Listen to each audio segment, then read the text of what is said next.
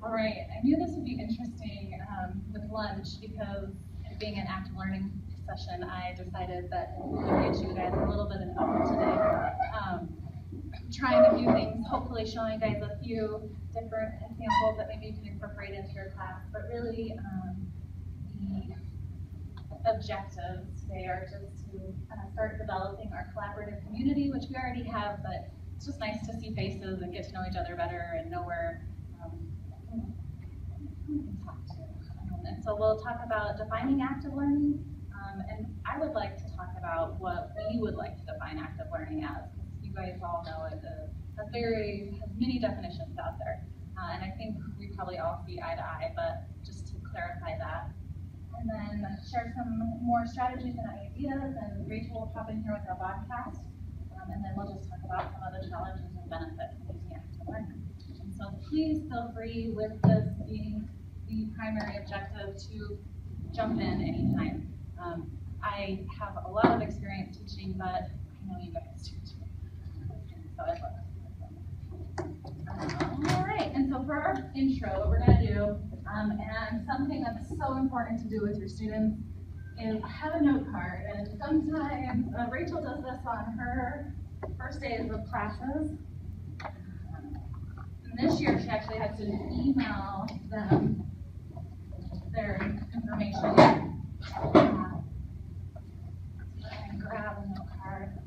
Put some information on there for me. So ideally I would have done this before this began, and I would have gotten them all back from you, and I would have integrated all of your names and ideas into the lecture.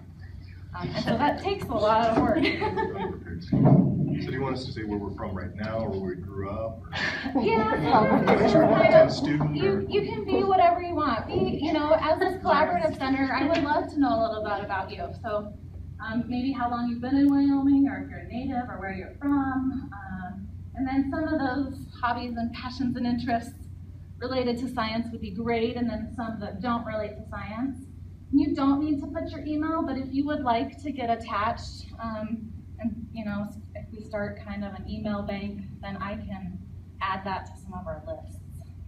So, and when you finish that, you'll come over here and you'll take a sticky note, and you will just put where you line up. So, are you confident using active learning teaching practices? Where on this continuum are you?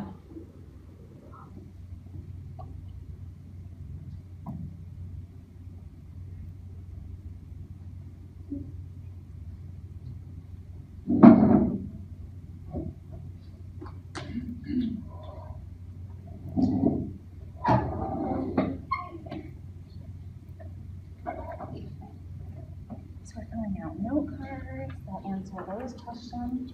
And you don't have to put your email, but if you want to be involved, and then just put a sticky note where you feel for this statement. Yeah, kind of closer to each other.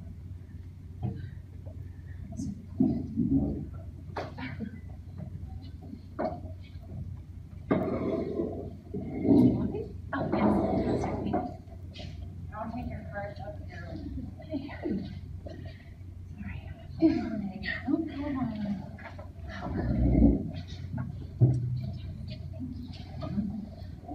I'm supposed to fill out a note card. Oh, you are. You can follow this.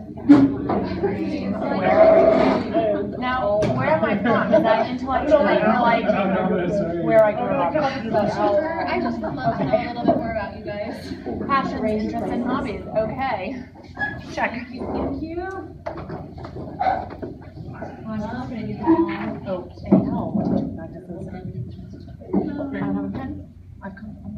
All right, so unfortunately you're not going to get too much more comfortable because we have another little roundabout activity.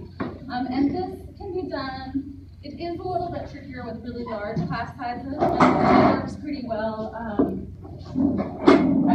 up till 50, maybe 100 would be pushing it. But around the classroom, you'll notice there are 4 posters that are up. What is active learning? So our goal to define it, some strategies in the back that you may use or you know of that are being used, and then you have challenges and benefits over here. So what you're gonna do is just go to one of those, and I often do this and have students get into groups, but no problem, we're good. So we just treat this as a gallery walk, is sometimes what it's called. You can come and write down what you think this is. Yeah, kind of do it in groups. Be a team, all right? Yes, be a team. So if I have to number you and put you in those places, I will. Okay, I will. 1, 2, 3, 4. 1, 2. We already made it. All right, then go. Get up and go then. Inspiring students is sometimes, always. Yes. All right. Yeah, and the closest one that you're to, spread out, be about equal. You'll notice there's student markers there, and then we're gonna rotate after you do a few minutes at that station. What group am I in? Oh, I know. I gave up. Okay. This threw me off. All right, you can go over there. Okay. Are you going backward? Yeah. Perfect. Yeah.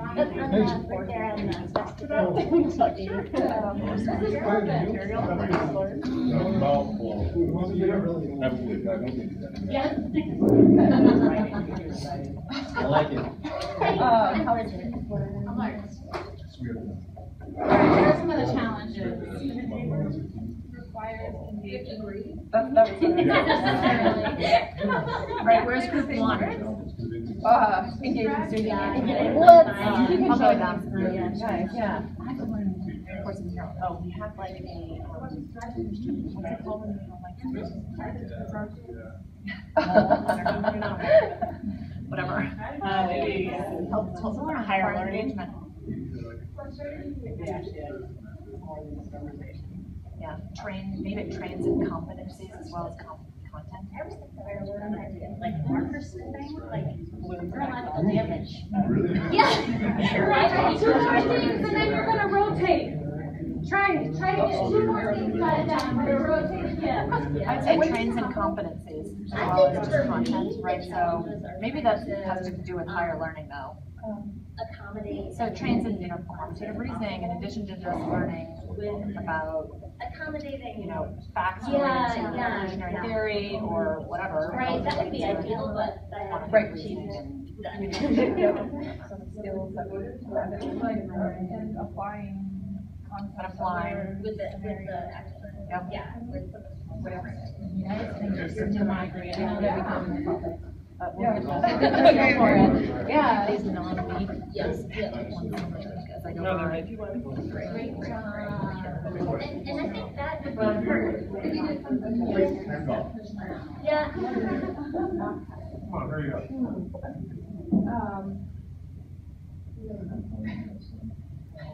All right. Accommodating. Maybe we can move it up to movie theater. Or, All right. If you already agree with them, you can do little checks or smiley faces.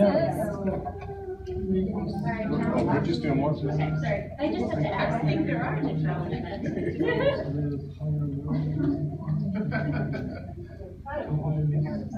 Well, we get to check if we agree and then add on. Oh, yeah. Too many students. Can we cross any off? Too big. If you don't like one, sure. Alright, do you agree with these? What else do you want? Benefits from students doing it to me, students involvement. Sufficient feedback? So the responsibility involves often. So yeah, it helps them learn. Yeah. That makes sense. Yes, it does make sense. I don't know how to paraphrase it. It's just ownership over the material. Fantastic. Yes. Did you with one? The whole thing is challenges. We excluded you on the last one. How about the? I agree with that. Content versus. Activity. Did they get it all? I see no one better is it kind of so Yeah, I know. to be a leader. Oh, no. So in the context of, yeah, actually, that's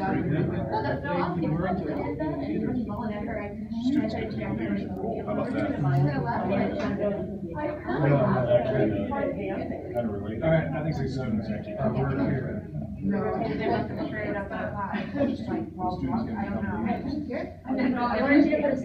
Yeah, if you haven't done this, just grab a sticky and you'll put where you feel.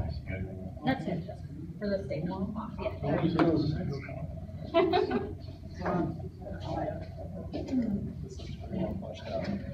right. You guys can kind of rotate, make sure you see each one of them, and then you can kind of start going back to your. And then like, and I think the person, all different kinds of I think it was about the Freeman papers.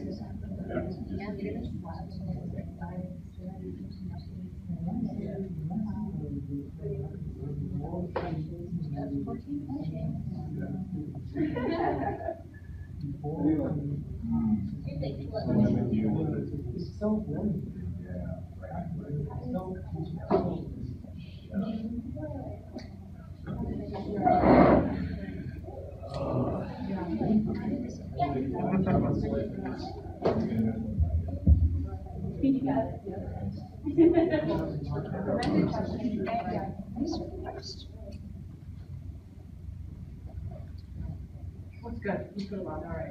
All right, so at least make sure you check out the other ones, see what they are, and then we'll kind of move on.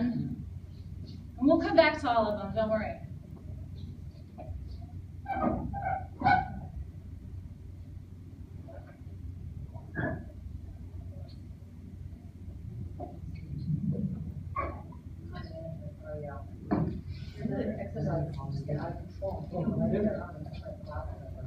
There's one more, but I think we're. Thanks for not.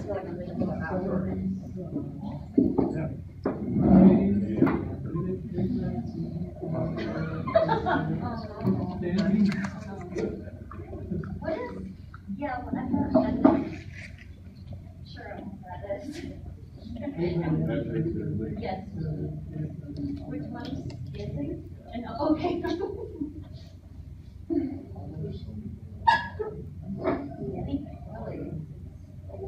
Okay, who felt the need to cite their statement? Seriously. Freeman at all? I think you're gonna say they get higher grades and you can prove it, so. Oh, these are all big things.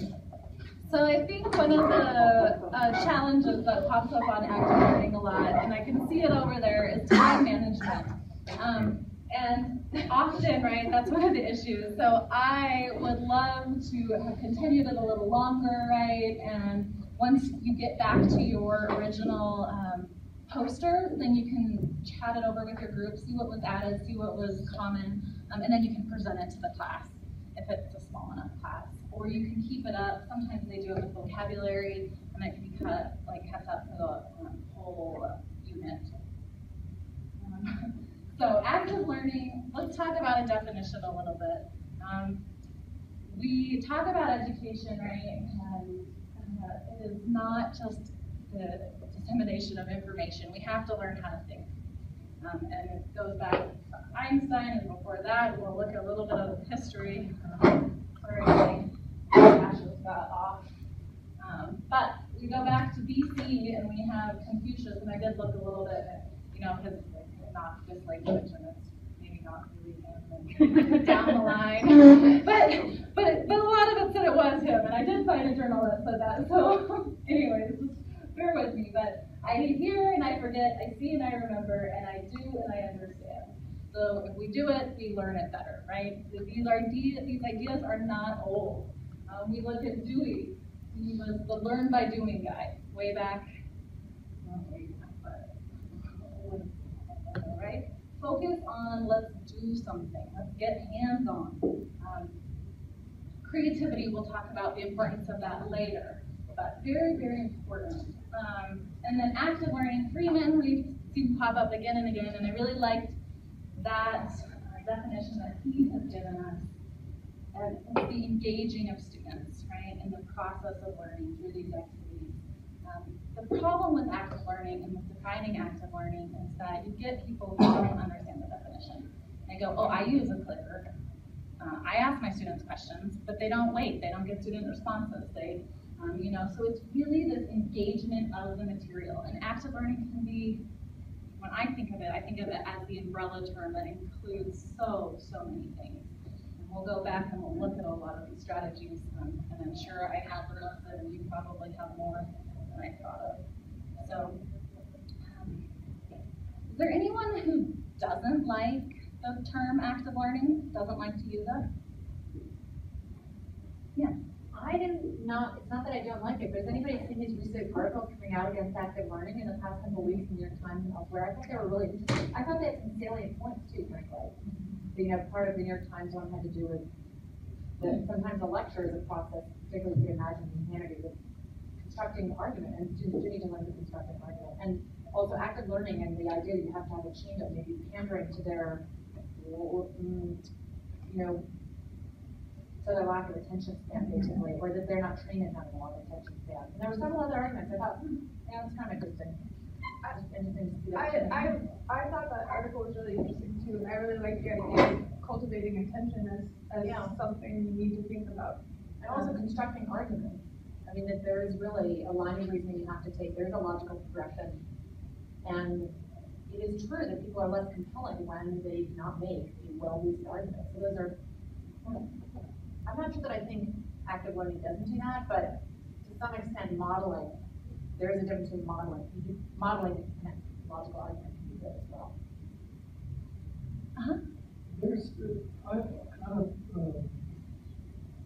I think it might need to clarify active learning, active teaching, and self-learning. So these are kind of different styles of teaching. Yeah, and of course I didn't make this beautiful picture, but I imagine it. And I basically everybody has their term that resonates best with them. And as long as you're engaging students in the material and they're using higher order thinking, right? And they're not memorizing everything, that's not regurgitative, then I think it's active learning. And it depends who you meet and who you go, and when you read a lot of those articles, it's fascinating because they define it differently. And I would see active learning, even when you can use narratives, as being a form of active learning, which we'll look at a little bit. So, yeah, it's interesting, and you definitely have something to be careful about, something to define carefully in your research. But I think, we need to be emphasizing higher order thinking, right? Solutions, problems. Do we have agreement there? Like, no, yes. I think we do, but not at I think there are some things that need to be memorized. Gotta have some of them. All right, so how do we do this active learning, right? We've defined it. There's still debate. There always will be, I'm sure. But how do we actually do it, right? How do we create the conditions in which they can learn, rather than how do we, sorry, Einstein gave me a little bit of inspiration when I was preparing this. I'm like, he just did it all. Right, but he's thinking about it, how do we create this situation where they can learn rather than just memorize? And so these strategies are endless. Let's see, will someone volunteer to just run in the back and read off some of what we had? Oh, thank you so much. Yeah, what did we think of? Big picture, minute paper games, case study project, open-end questions, which seem to fall into also Socratic questioning, discussion in groups, script sequence. We thought that sounded kind of racy. I didn't know what it was. Nobody else knows what it was. Dancing, puzzles, inquiry-based labs, and experiments. Someone's got to tell us about the script sequence. It's just a way for getting students to think through processes. So especially for like introductory classes where the process is more important than sort of memorizing the steps. You can give them a sequence of things and have them kind of figure out what order they go in. So it's good for learning things like meiosis or mitosis, where what you want them to think about is actually what's happening, as opposed to what, at least I know I did it in undergrad, where I just memorized all the names and what they meant, and then after that, forgot what they meant. Well, that's fantastic. I've done that before. I never called it that, but just had the different order of operations on here, and then you have to arrange them. Right. They go in order. So that works well too. Of course, it's lots of preparing. I'll share one of John's favorite examples that he's used with a huge classroom that I thought was fantastic. But so the active learning strategies are endless, and I know you guys want a lot, and I hope that you like some of these. You know, this one is a really easy visual. You can use it at the end of the day too, and use a different color. And have students do it at the end, and so we'll do that at the end. We probably don't get a huge change, but that's a really easy visual thing to look at to identify as your students are changing, you know, their opinions and their ways of thinking. Demonstrations are huge. You can just, a demo a day keeps the doctor away. That's my quote for when I teach. Like, you can bring a demo in, that's going to be fantastic, you know, fire, all of these things. You guys know this. Smelly markers, right?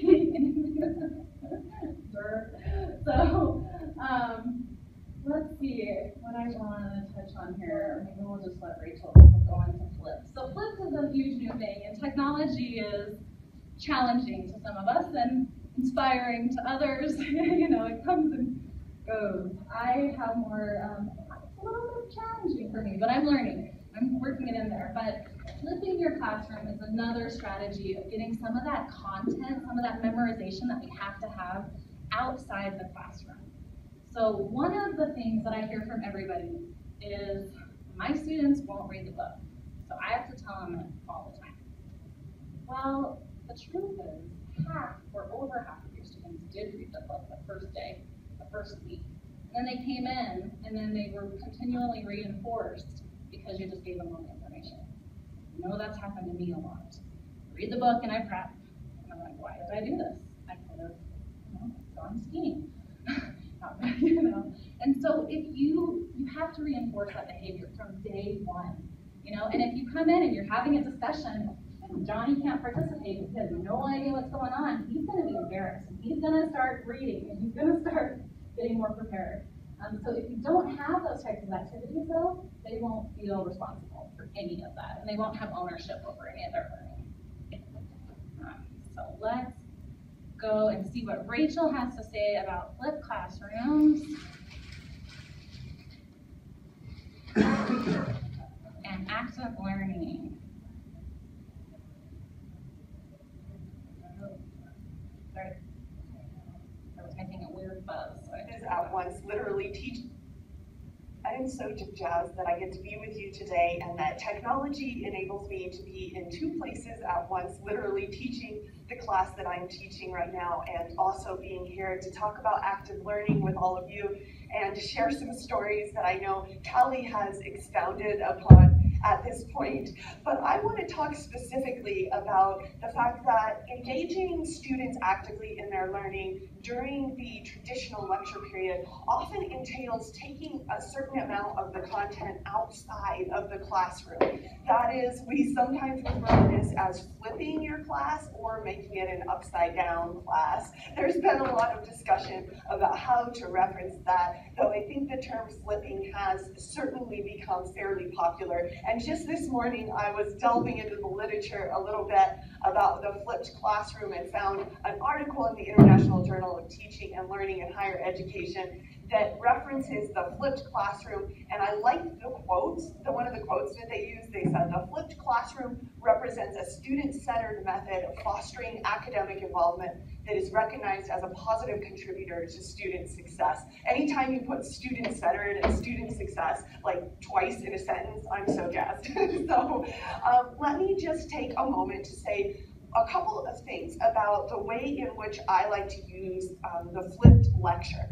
That is, I believe that not only does this allow you to take content outside of the classroom, freeing up the classroom period to do lots of active student engaged exercises, but it also enables you to do better than you could have done by lecturing in the classroom. For example, it allows you to take students to a remote location on a field trip with your content presentation. Or it allows you in a lecture-based class to take them into the lab. A good example of this is the biochemistry course that we teach in our department for non-majors. This is the MOLB 3610, one of my favorite classes to teach, but it is a lecture-based class only. It has no lab component. So using a flipped classroom enables me to add a lab component. So the two videos that I'm about to show you, the first one is taking students on a field trip to talk about acid-base reactions, acid-base chemistry as an introductory portion of our biochemistry class. And then the second clip that I want to show is where I'm taking them into the lab. So showing that we can use these pre-watched videos, right? The students watch these before they come to class in theory or outside of their typical engagement. To take them to places that maybe they wouldn't have otherwise gotten to go, even if we had lectured in the classroom. I'm so jazzed to be joining you today from a ranch outside of a place called Cedar Edge. It's on the mesa near Grand Junction, and I'm doing a little skiing here, but I happen to be staying at a vacation rental that is actually a ranch. And so I've got in my backdrop the horses here, and also what's really cool about this place is that it happens to be on an alkaline flat. So I just talked to the rancher here, and he talked about some of the difficulties that he has with ranching on this alkaline soil. So alkaline meaning basic, and so we've got a lot of basic salts in the soil in this area. And I actually tried right before I came out to brew some tea that would have a natural pH indicator in the tea, and it's actually got acai and blueberry and pomegranate, and it's got a natural pH indicator. So I brought that with me too to see if we can see the effects of the alkaline soil on that pH indicator. So in this moment, we're transitioning into more coverage on acids and bases, and looking at, eventually we're going to turn our conversation away from strong acids to weak acids, and we're going to be looking at the Henderson-Hasselbalch equation, pKa and Ka values, and looking at eventually at natural buffers, that is buffers within the body that are things ranging from the natural buffering that comes from amino acids all the way to the bicarbonate buffering system, perhaps the most famous of all of the natural buffering systems, and incredibly pertinent to the equestrian world. So those of you who are horse lovers, but also those of you who are yourselves elite athletes, much like horses that are elite athletes, using a bicarbonate milkshake is a common performance enhancer within the world of the equestrian world. And so I want to read to you actually from an article about the bicarbonate buffering system and talk a little bit about that. So it's in the Veterinary Topics article, and it says, milkshakes leave a bad taste. And at every level of racing, so much time and money are invested in each horse that trainers and owners will want to find the extra edge that will help get even the most astutely trained and conditioned athlete to be more competitive. So manipulating timing of feeds, feeding, supplements can alter physical performance. One such controversial substance that has been actively administered to racehorses since approximately 1989 in an effort to enhance performance is sodium bicarbonate. Commonly known as baking soda, a milkshake is a colloquial term used to describe a combination of approximately 500 grams of sodium bicarbonate, glucose, and often other additives.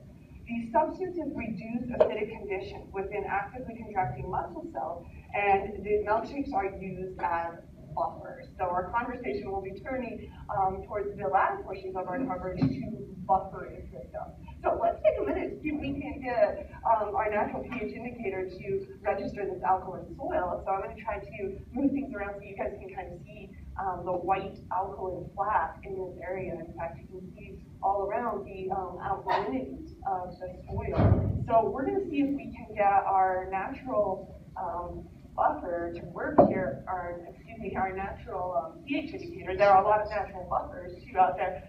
I'm going to grab just a little bit of this alkaline soil.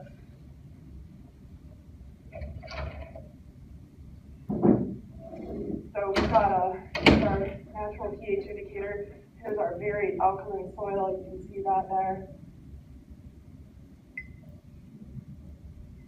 Oh yeah. So we're getting an interesting color change as we see the reaction taking place.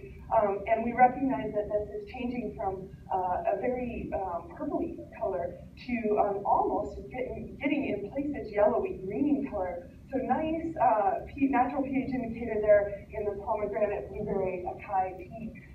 Awesome! As I was walking back to the house, the pH indicator started to turn even more of a greenish, almost blue color. So I wanted to take a moment to show you how that reaction had continued even as I was walking back. And I also began to synthesize as I was headed to the house this idea of putting these two concepts together. So what about horses that naturally, such as the ones that were in the backdrop of that clip, what about those horses that do live in natural conditions where the soil is alkaline and they're eating hay that's grown in alkaline soil? And I started to wonder about natural performance enhancement based upon a diet rich in alkaline hay and alkaline soil. And I thought this might be something we add to our extra credit discussion on bicarbonate buffers that is natural alkaline soil, such as we saw in this environment. So cool. Let's get a little bit closer view of this dialysis tubing. The brand that we're using in this case is Spectrum, Spectrapure. And what's really important is to look on the side of the box to make sure that you're getting the desired molecular weight cutoff. So when you look up close there, you can see that the molecular weight cutoff for this particular dialysis tubing is between 12 and 14,000 molecular weight units, often termed Daltons in the world of biochemistry. So 12 to 14,000 Daltons will be retained within the dialysis tubing, whereas anything smaller than that is going to pass right through.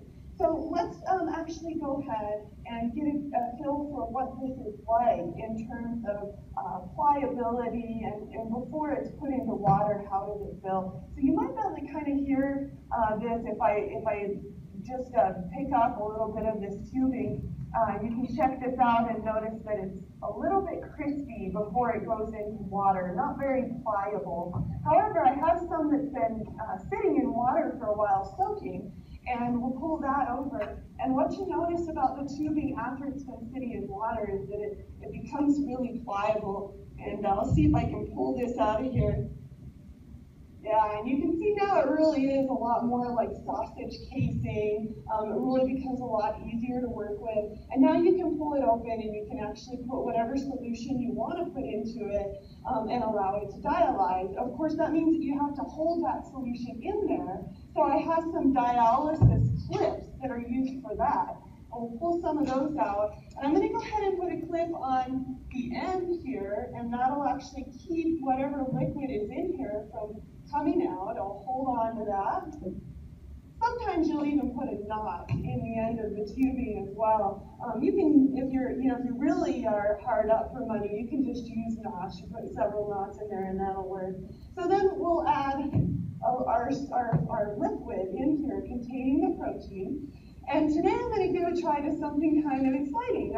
There is a protein that is very, very commonly worked with in the lab called albumin, and bovine serum albumin is one of the very common ones. So we're going to actually put a mixture of albumin into the dialysis tubing, but we're not going to stop there because we want to make this visual. So we're going to put some dye in with the albumin. And since albumin is actually a negatively charged or anionic protein, we're going to put in a positively charged dye and hope that that dye will color the negatively charged protein. And we're not going to stop there. We're going to add another dye, a Congo red dye, that is also negatively charged and hope that the protein repels that. So we're going to hope that the protein will retain the blue dye, repel the red dye, and that as we dialyze the solution, we're going to see that the red dye will come out because it's low molecular weight, and that the blue dye, because it binds to the high molecular weight protein, will be retained in the dialysis tubing. So we're going to do this cooking show style, and I'll be back with you in just a minute.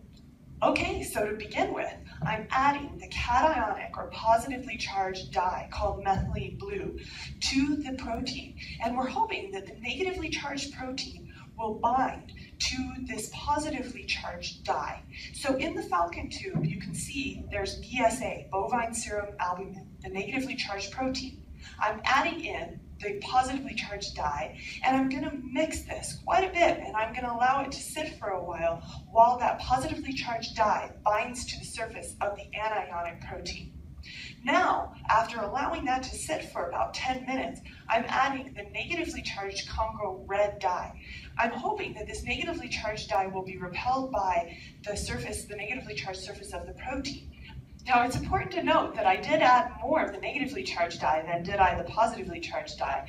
This is important because in case the two dyes interact with one another just a little bit, there should still be an overwhelming amount of negatively charged dye interacting with the negative protein and hopefully excluding that negatively charged dye from the dialysis tubing. Now here you can see me adding the protein solution into the dialysis tubing, which very much looks like sausage casing at this point as I work the bubbles out.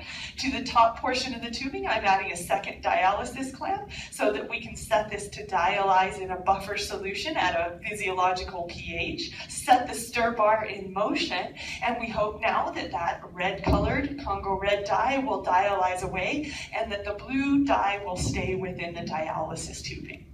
Awesome. So FYI, for those of you who were curious, that experiment did not work. It turns out that the two dyes form a pretty strong precipitate with one another. So the cool thing was that the students got to do a lot of troubleshooting as part of an online discussion that addressed some of the issues with troubleshooting in the laboratory, which is something you wouldn't get generally in a non-lab course. So with that being said, I know that there are probably many of you out there, I know there are many of you out there that rock my world, and that many of you have used some sort of flipped classroom approach, or maybe you've used vodcasts or podcasts to in some way augment your teaching.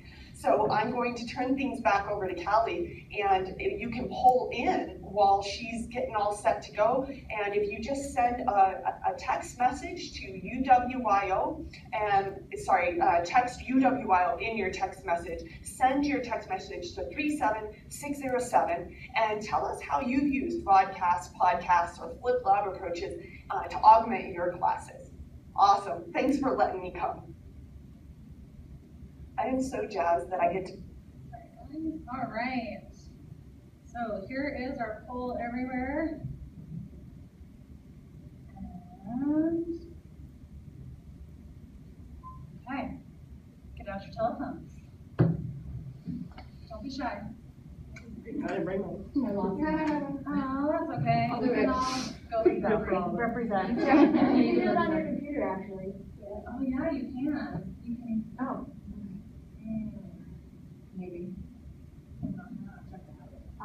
Hey, Just go to that. step Yeah, just go to that. .edu/. That's actually a lot easier when I'm with students do this. Get on the computer or iPad or something. Yeah.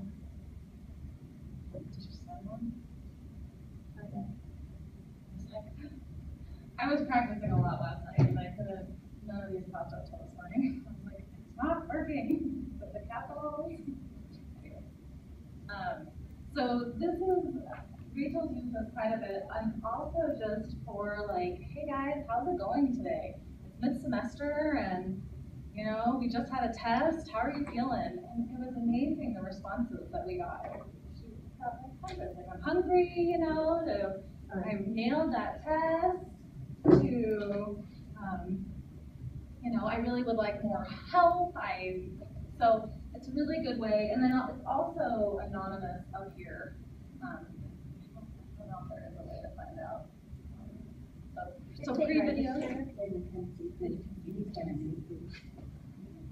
Yeah, so the university has like a license, so if you want to keep track of participation, that's a question I get a lot of times is, you know, I use Flickr because then I can keep track of attendance, participation, and if you set this up at the beginning of the semester, you can do that with Pull Everywhere here at UVA. And I'm testing out right now, linking it with wire courses, so points can go right into my wire courses for participation. It's just literally today they unveiled it, so. Yeah. Is there any issue like some classes I know cell phone, there are students from all along texting? No, there's not really that issue here. In high school, there is a little bit. It's secondary, but I don't think that issue is so big for sharing. Have you guys noticed it being a problem? I mean, the problem is they're gonna have them out anyway, so we might as well have them using them in a productive manner than not. But one thing, Yeah, go one ahead. thing that I've noticed when I use this a lot, my students get very quiet. Instead of discussing things, they get very quiet. They sit and they try to answer the question. So I kind of stopped a little bit using it as much because I want them to discuss. So I tried to ask them, why are you getting so quiet?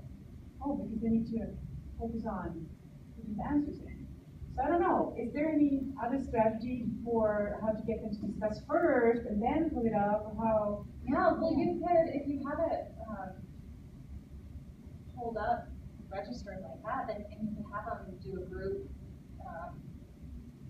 sorry, like But I don't a do like a points, I group don't like text, participation. you know? Don't open it up yet. Yeah, and just encourage them to do. Just give them a question. I mean, it sounds like a no-brainer, but yeah. We have discussed the method as it is, and they're really liking it, but they just. I have to go first and then stuff. But it's really good, I don't know, once you go to everybody's mentions that everybody. Haley, what, I can't hear you, could you? Oh, I said that I have to vote first and then discuss. Just like a yes or no. And you can also do like A, B, C, D. This is a little more hidden. You can do cars, A, B, C, D, low tech. It's nice to do, it's nice to have online because then it can be anonymous and all of a sudden people can respond a lot better. So if you can figure it out and get into the UW system, yeah. Does anyone else use this for anything else? Pull everywhere? For any, like, just exam questions or pre-test, post-test you could use it for? I use it for attendance. I ask a question for the class, unrelated to class content. Fantastic. Worst Christmas present you ever had, and I come up with a different one every week. Make it fun. I love it. Okay.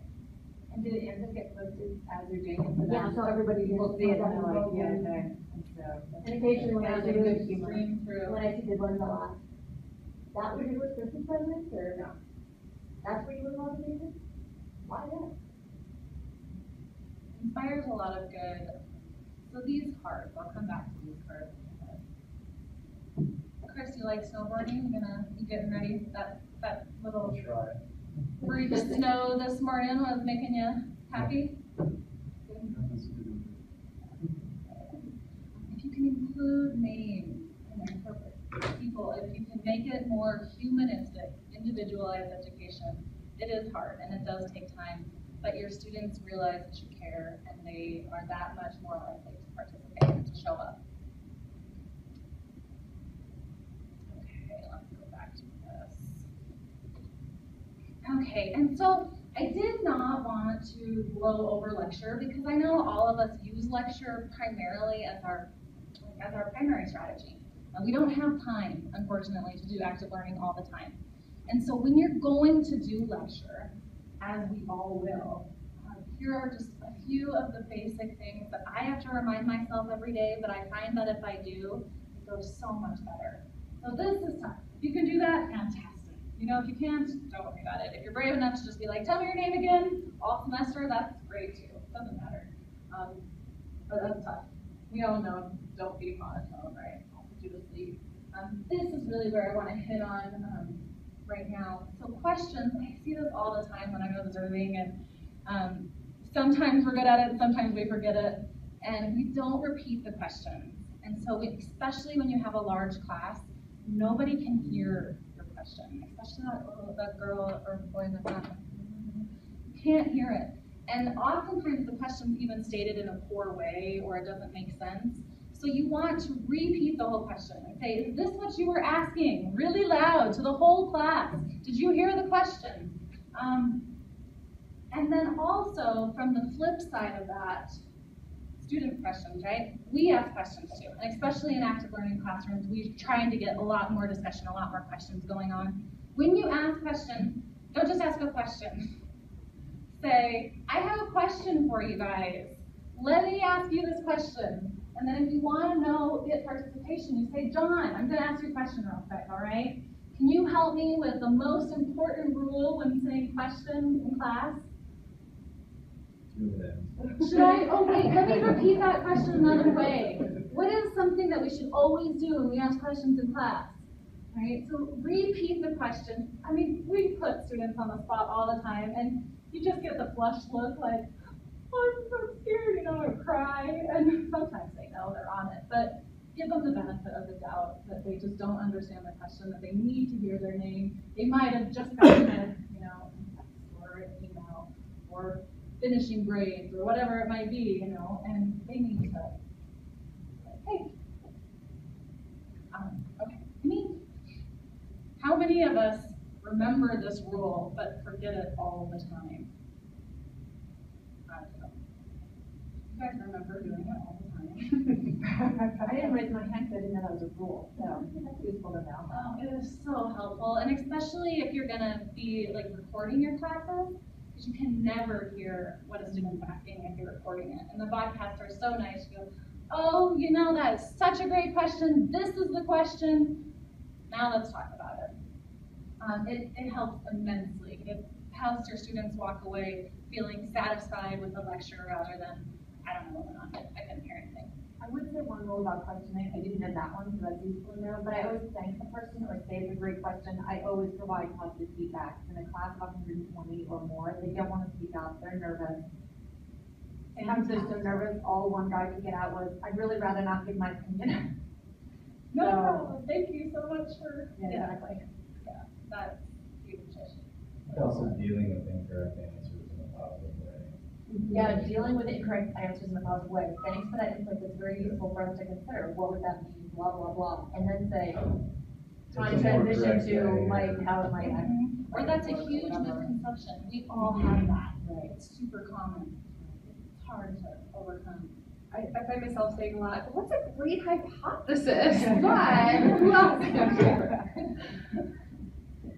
Saying, can you explain why you think that somebody that never agree or disagree? Then you can sort of explore more where it came from and what the misconception is. That's so true. And half the time when I do that, they go, oh wait, never mind.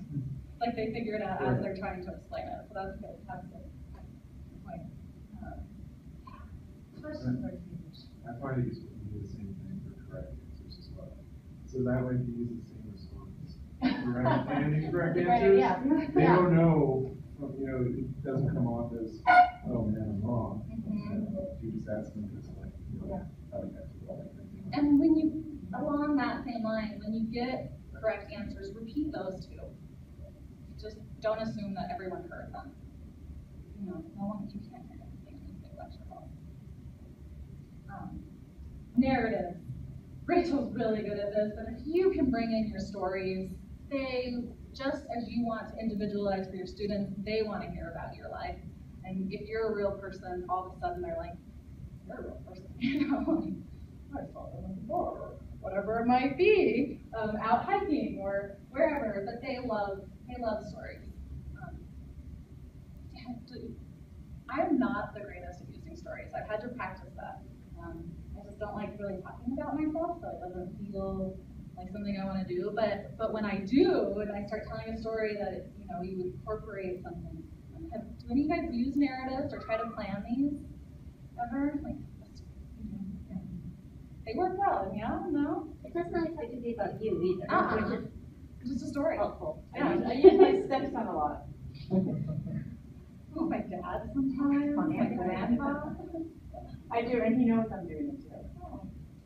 And I wirecast my lectures now, so there was something about pizza. It's not good for epigenetics. Yeah. Changes. You need to kale because epigenetics changing leads to pizza. We need to joking around about this.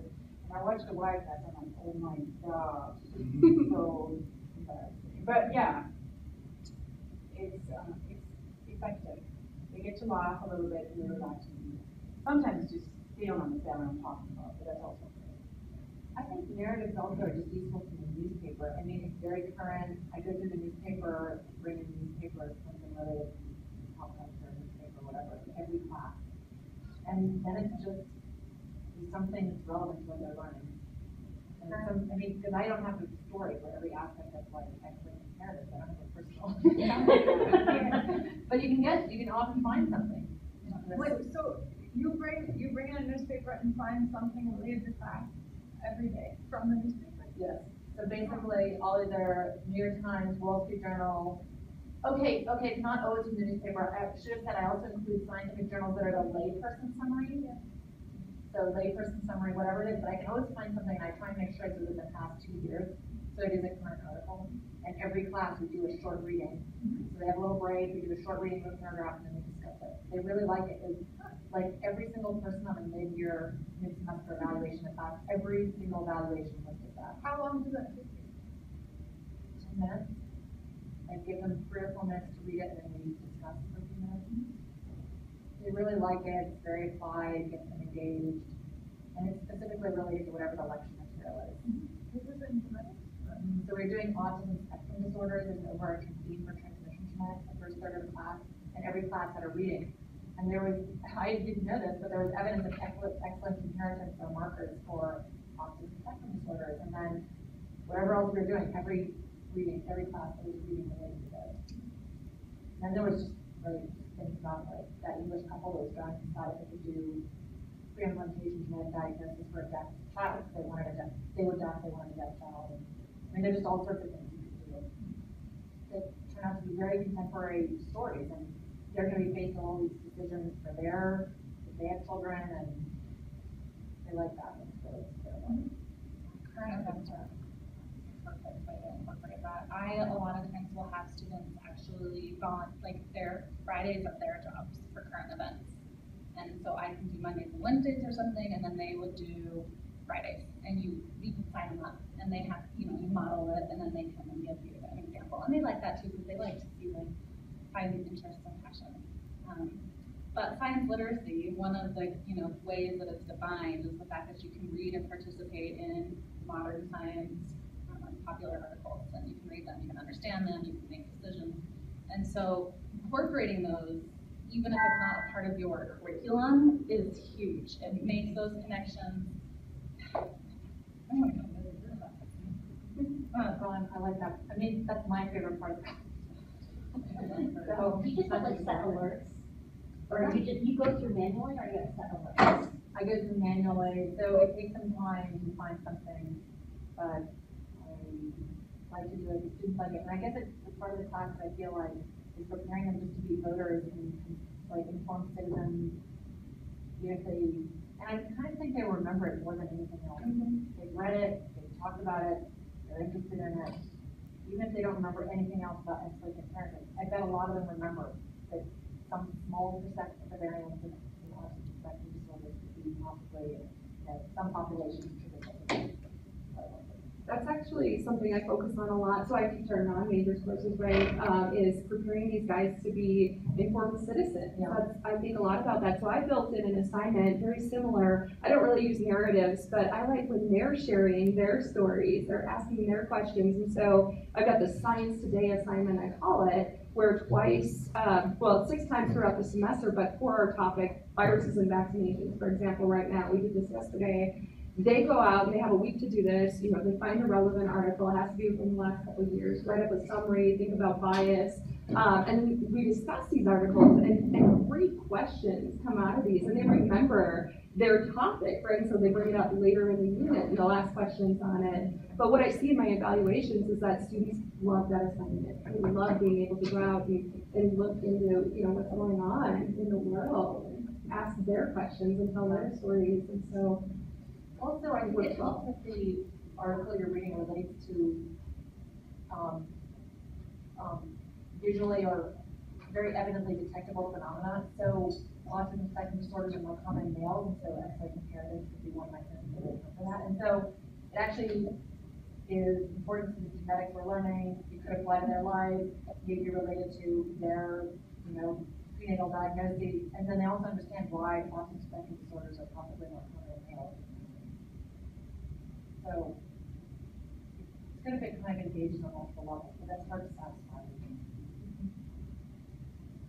I think we're running out of time. I just want to wrap up. Don't forget to go.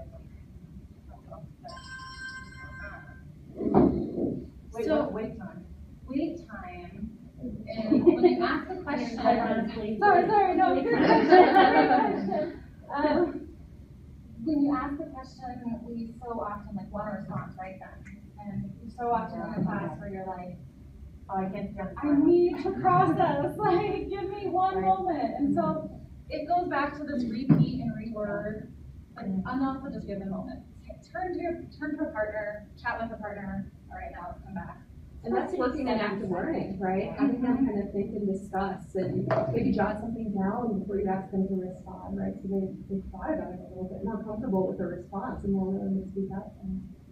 They say 7 seconds, then somebody in the room is going to feel uncomfortable enough to vocalize something. Yeah, but me. Yeah, try not to make it. But, yeah. That is the hardest thing for teachers. You're just standing there like, can't wait I anymore. count. I'm like, But what if you just say, I'm gonna wait 10 seconds?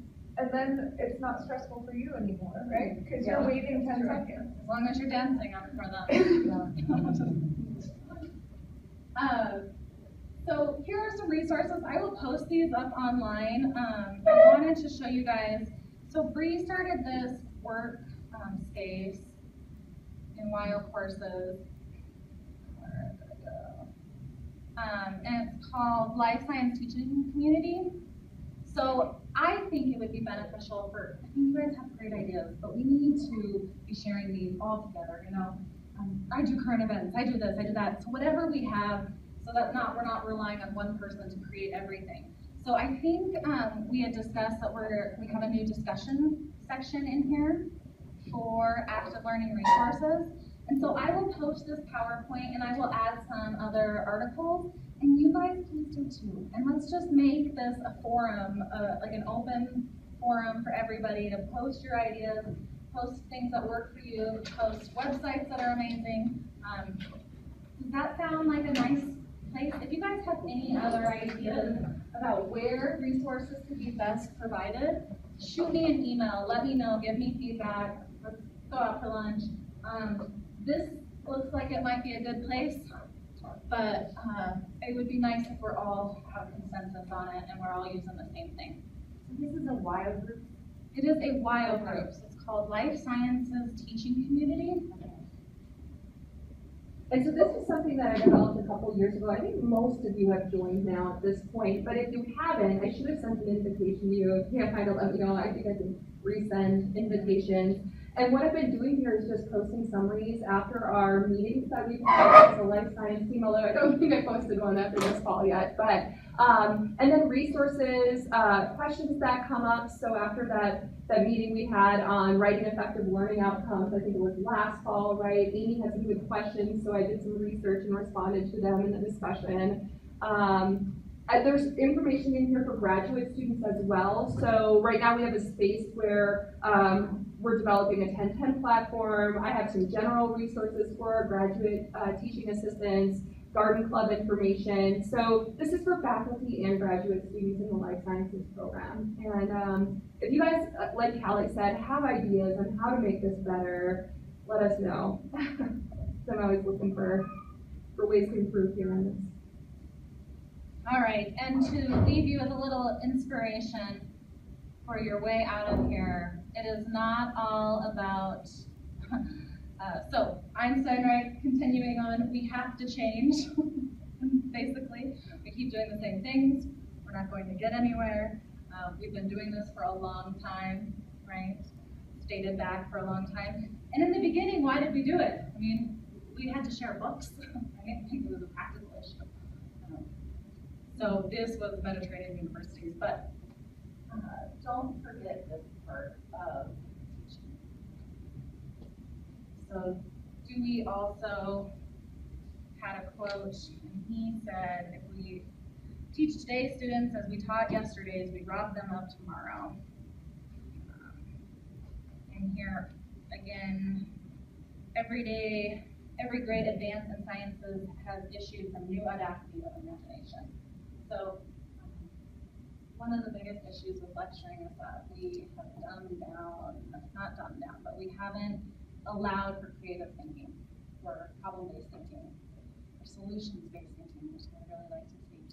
And we have a lot of problems out there that we need to take care of. And what's really exciting is if you look at student attitudes, they're positive. They think that we can find solutions and new inventions, and we can do it. We're not as certain adults, we're not as certain, but these students, they're positive, and so we have to give them room to be creative. And active learning provides that. So, thanks for all you do. I can't wait to learn more from you and work